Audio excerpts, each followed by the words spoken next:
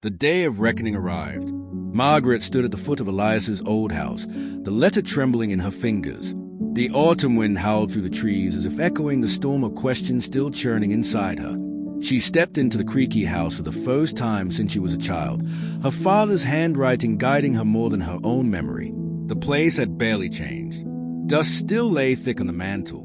The broken grandfather clock stood frozen at 2:15, forever marking the hour her father left. She found the trunk exactly where the letter described, beneath the floorboards of the study. Inside it was a bundle of weathered journals, foreign currency, military pins, and a small velvet pouch containing a faded photograph of a woman she didn't recognize. On the back, for Liliana, my only love before the storm. Margaret stayed, breathless.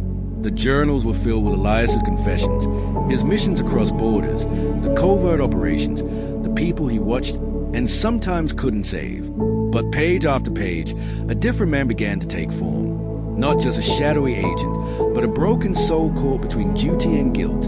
And then came the entry dated January 3rd, 1994, the day before he vanished. I received the order to disappear, not just from the mission, but from her life. They told me she'd be safer thinking I was dead. But how do you bury yourself while still breathing? I left the letter under her pillow, though I know she'll never read it. The agency has already swept the place. I'm writing a second version, just in case.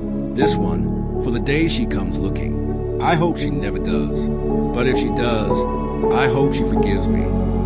Margaret sat in the dust for hours. The house around her seemed to weep, wooden beams creaking softly like old bones remembering something painful. That night, she took the journals and the photograph and went to the hill where Elias had written his letter. She lit a small fire, the flame flickering against the sky as the stars blinked open. She didn't burn the letter. Instead, she added her own, to Elias. You were wrong about me never coming. I did, and I'm not angry anymore. I just wish you hadn't lived your last years in silence. You gave everything, and I forgive you. She buried her note next to his favorite tree, beneath a pile of smooth stones. A marker, a reconciliation.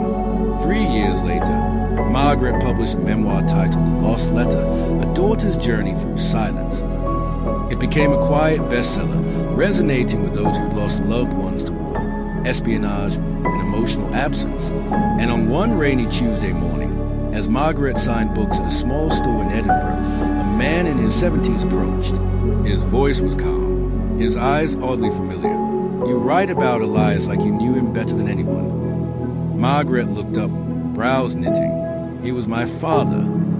The man nodded, lips twitching into something between a smile and a memory. He set a small envelope on the table. Then I suppose this belongs to you. He never stopped writing. He just stopped sending. Margaret opened the envelope with shaking fingers. Inside were over a dozen small notes, all written after the last letter, all unsent, all addressed. To my daughter, if you ever find me.